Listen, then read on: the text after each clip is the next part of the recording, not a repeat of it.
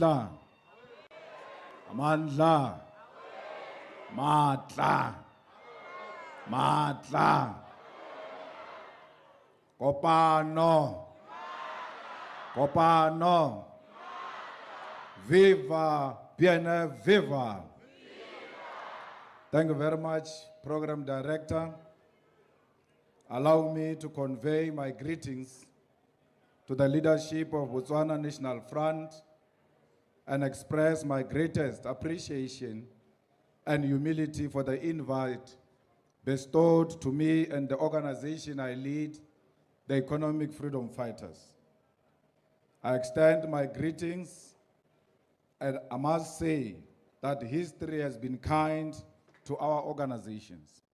And to my brother leader, President Duma Boko, who today leads Botswana after fighting for the soul of this country as a young man I've known for many years. Comrade President, the ties that bind our two great nations runs deeply, and they are made more meaningfully by the fact that you, as a young person, have been able to lead an organization whose rallying cry is the strength of unity into political power in a nation rich with heritage, minerals, pride, and resistance to colonial conquest. I stood at your inauguration proud not only of you, Comrade President, but proud of what you represent. And what you represent is a future for Africa away from dependency on former liberation movements, and future that puts the people first and capital second. I therefore welcome the opportunity to add my contribution into a legacy of resistance, and I reaffirm that indeed, Kopano ke matla. When you got inaugurated, it reminded me of the days we used to meet in South Africa, planning on how you can take over this government. You have not started now to fight against the past regime.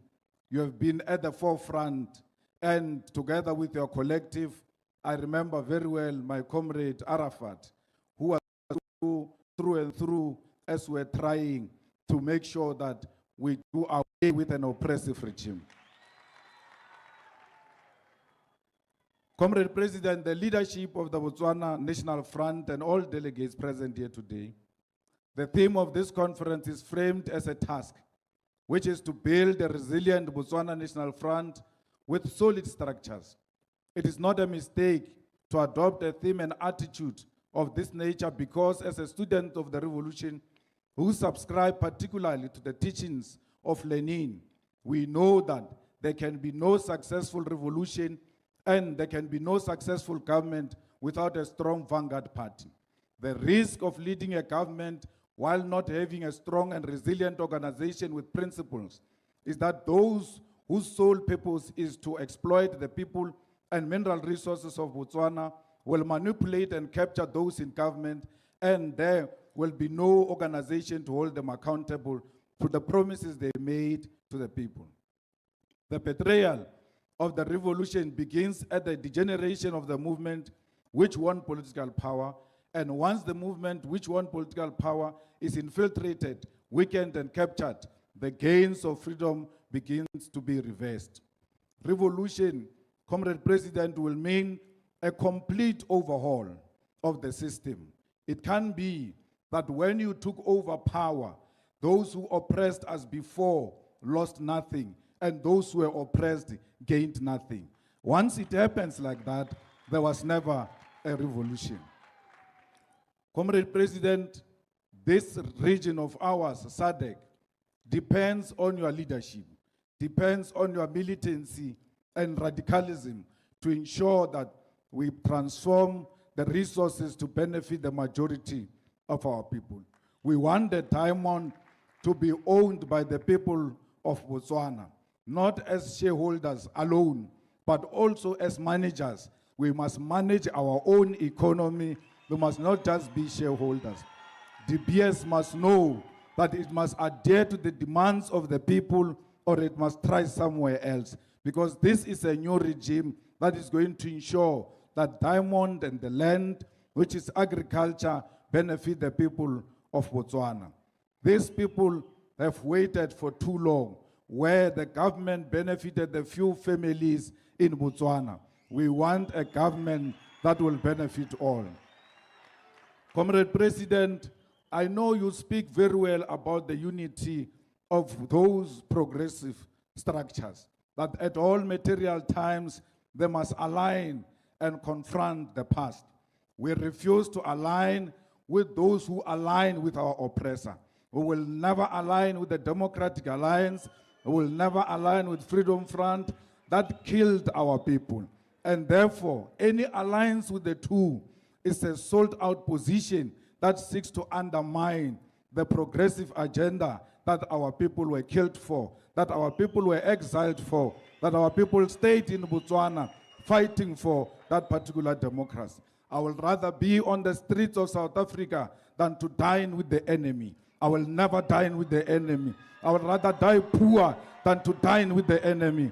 I will never dine with the enemy. I will always ensure that the views of our people are aligned.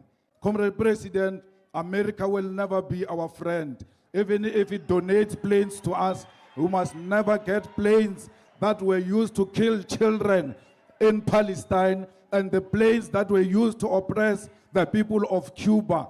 Those planes of America are wrapped with blood of innocent people.